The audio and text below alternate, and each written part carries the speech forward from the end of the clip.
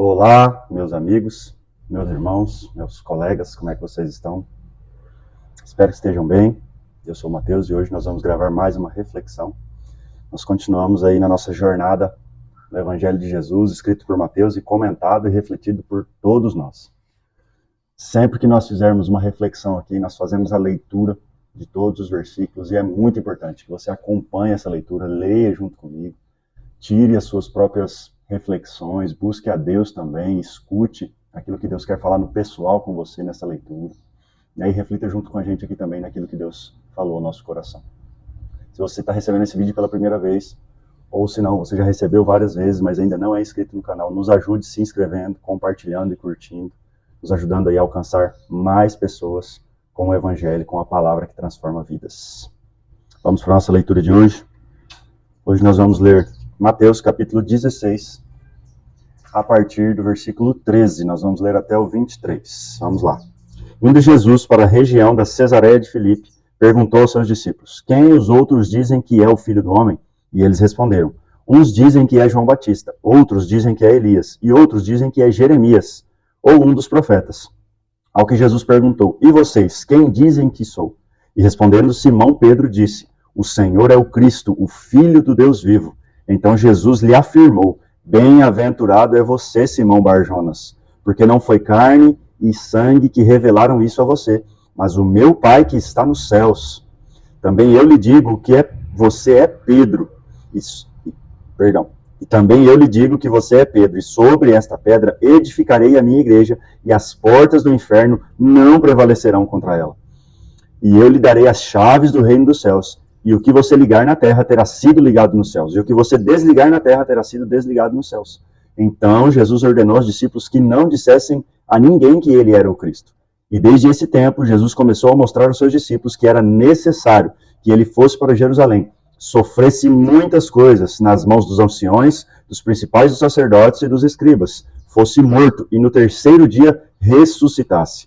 Então Pedro, chamando-o à parte, começou a repreendê-lo, dizendo: que Deus não permita, Senhor, isso de modo nenhum irá lhe acontecer. Mas Jesus, voltando-se, disse a Pedro: saia da minha frente, Satanás. Você é para mim uma pedra de tropeço, porque não leva em consideração as coisas de Deus, e sim a dos homens. Até aqui. Glória a Deus por essa leitura. Muito rico em ensinamento, né? Esses versículos.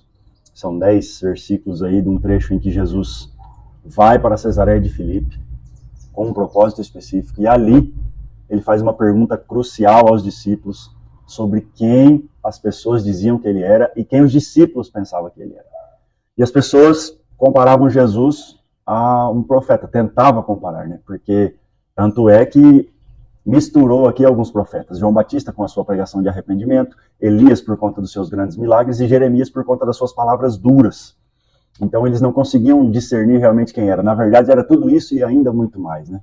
Por ser Jesus incomparável, eles tentaram comparar com alguns profetas. E essa era a visão do povo. E aí Jesus pergunta aos discípulos: e vocês?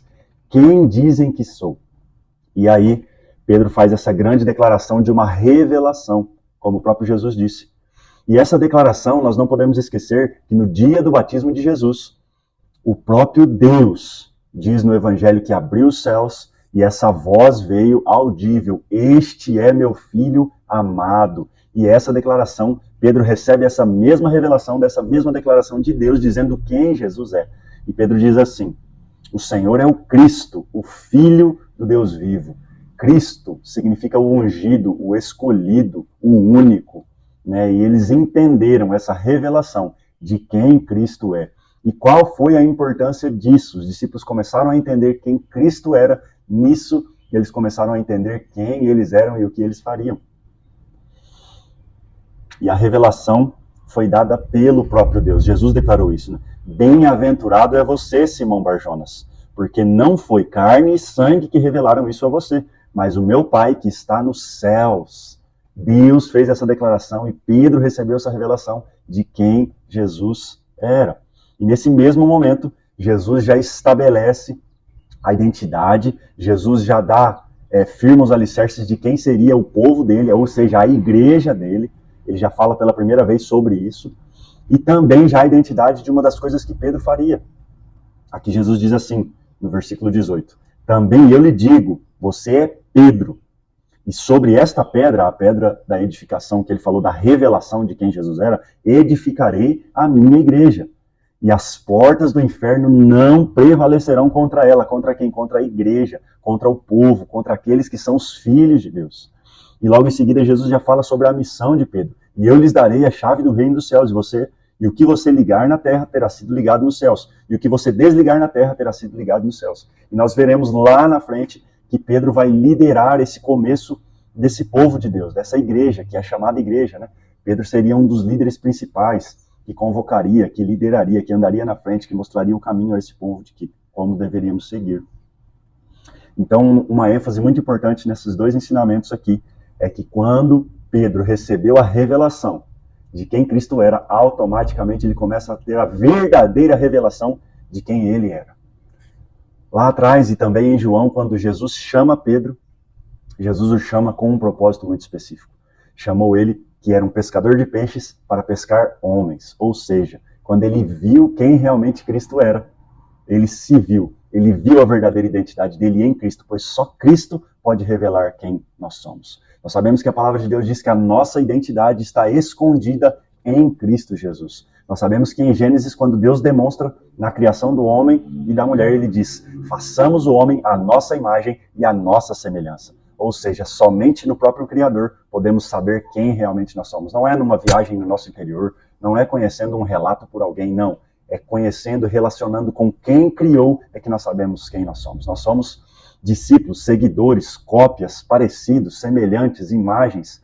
Nós somos, estamos nele e por isso, conhecendo ele, nós o conhecemos.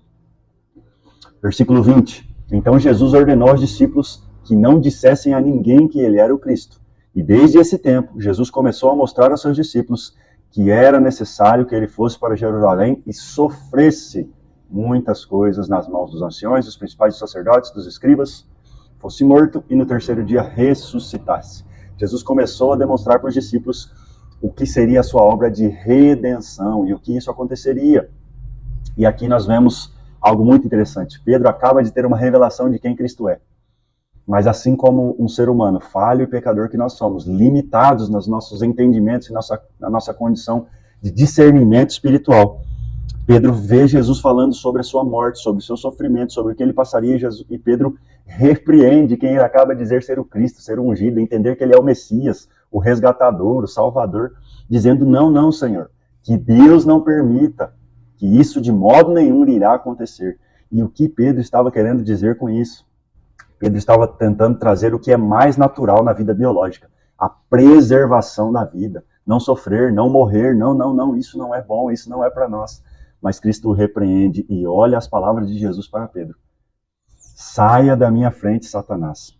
E aqui, meus amigos, nós não estamos falando especificamente de Pedro como Satanás, mas desse conceito errado em que Jesus iria desconstruir. E nós vamos ver logo à frente, a partir do versículo 24, que ele vai explicar essa resposta que ele dá a Pedro.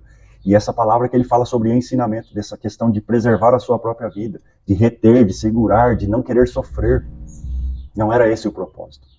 E aqui nós vemos já o Jesus falando, né, que ele sofreria, que ele morreria e no terceiro dia ressuscitaria. E aí traria com tudo isso a redenção, a reconciliação e o real propósito de Jesus nessa terra. Então eu gostaria que você lesse, refletisse junto comigo, pensasse sobre isso, sobre a verdadeira identidade, sobre a revelação de quem é Cristo. Com isso, nós sabemos quem realmente nós somos, o que nós vamos fazer. E que o propósito da nossa vida não é se proteger, não é se preservar, mas se doar em Cristo, se dar para Ele e fazer a vontade dEle. Vamos orar? Pai, em nome de Jesus, muito obrigado, porque o Senhor se revelou a nós. Obrigado porque o Senhor, na sua perfeita criação, nos fez a imagem e semelhança do Senhor. E fez um caminho, Deus, que prosseguiríamos para conhecer a revelação exata de quem Tu és, que é Cristo. A palavra de Deus diz que Jesus é a expressão exata de quem Deus é. E quando conhecemos a Jesus, conhecemos a Deus. E quando conhecemos a Deus, nos conhecemos. Sabemos da nossa identidade, do nosso propósito e o porquê estamos nessa terra. Abre os nossos olhos, abre os olhos dos meus irmãos que assistem esse vídeo nesse momento. Sobre quem Tu és, a revelação do Cristo, do ungido, do escolhido, do Messias, do Salvador. Deus abrindo os nossos olhos quem nós somos e o porquê estamos aqui. Essa é a minha oração, em nome de Jesus. Deus abençoe você.